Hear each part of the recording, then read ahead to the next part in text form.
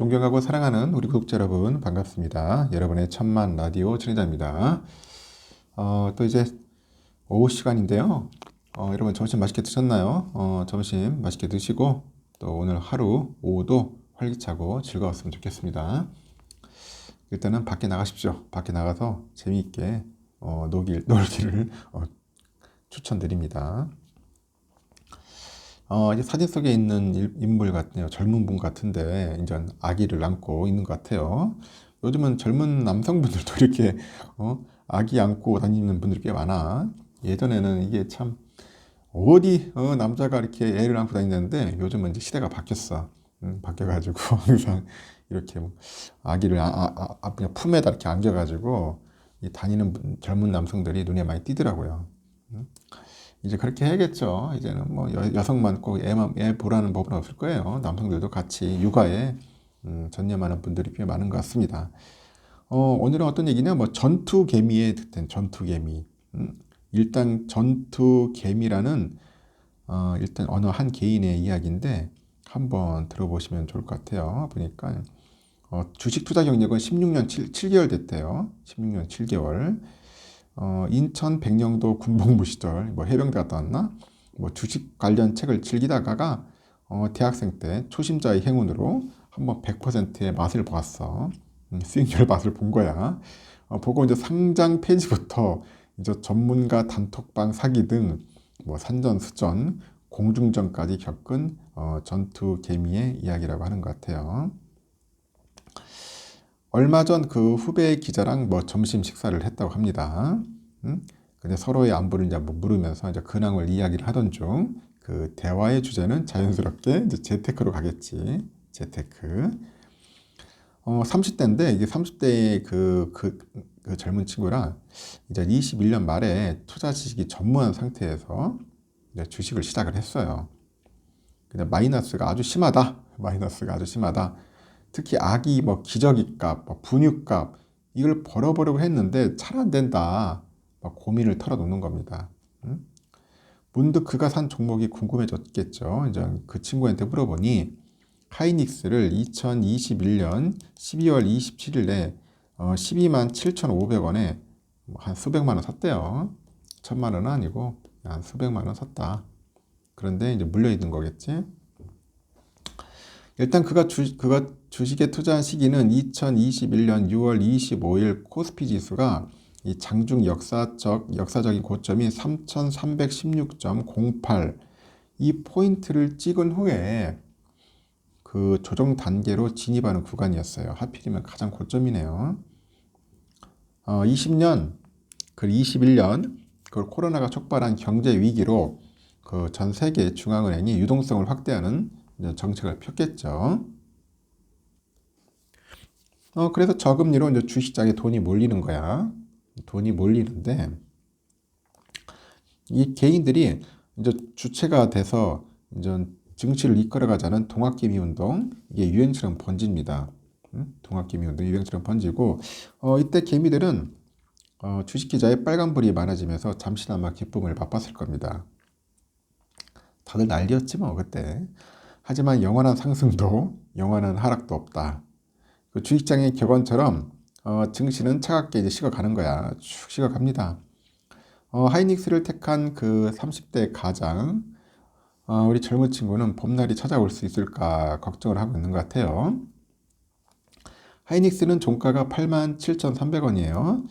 21년 12월 27일 날 매수한 가격 12만 7,500원과 비교를 하니까 한 31.5%나 떨어졌다. 하지만 올해는 반등을 시도하고 있다고 하는데 마지막 거래일인 12월 29일 종가가 7만 5천 원에 비교하니까 한 16만 원, 16.4%는 올랐네요. 이 기간 시가총액은 8조 9,544억이나 불어난 겁니다.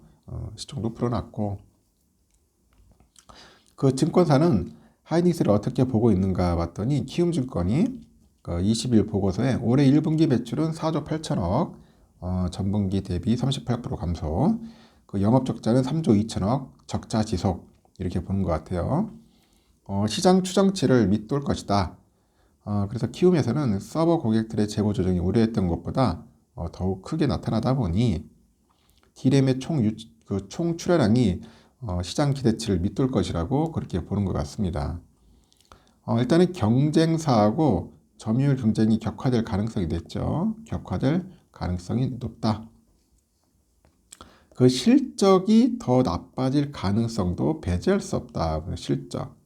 그래서 영업 외적인 부분에서도 D램하고 그 낸드 이거의 재고 평가 손실하고 원달러 평균 환율 하락에 따른 환차손, 이 환차손이 발생할 것이다. 그렇게 보는 것 같습니다.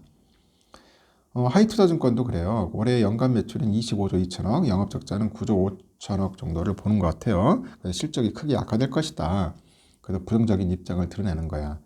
4분기 실적은 업황 회복에 따라서 자산 평가 이익하고 재고 자산 평가 손실, 그 환입 발생으로 시장 우려보다는 양호할 것이다 전망을 하는데 내년 실적은 반도체 수요 회복으로 크게 개선될 것으로 보고 일단 반도체 업황의 강한 회복 시에는 주당 가치 상승이 기대된다.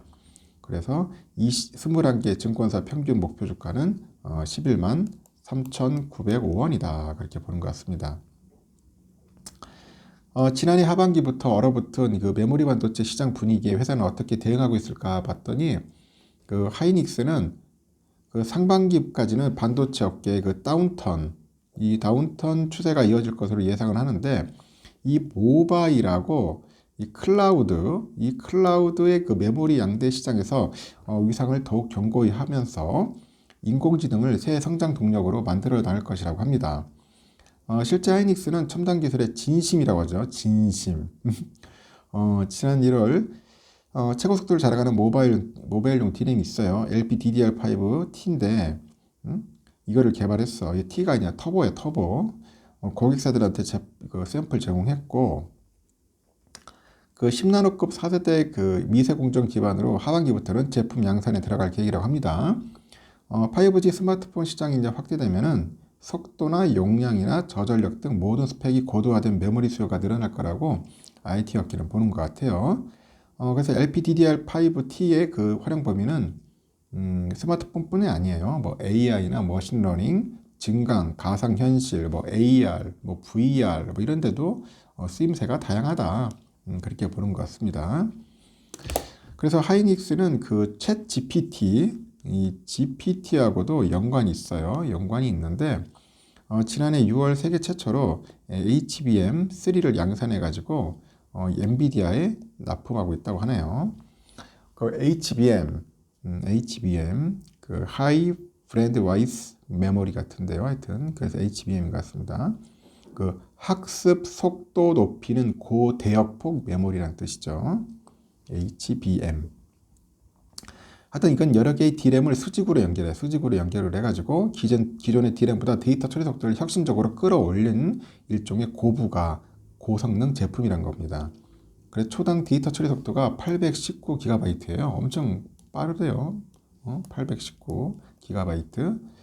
하여튼 초고속 AI 반도체 시장에서 최적의 제품으로 보고 있다. HBM을.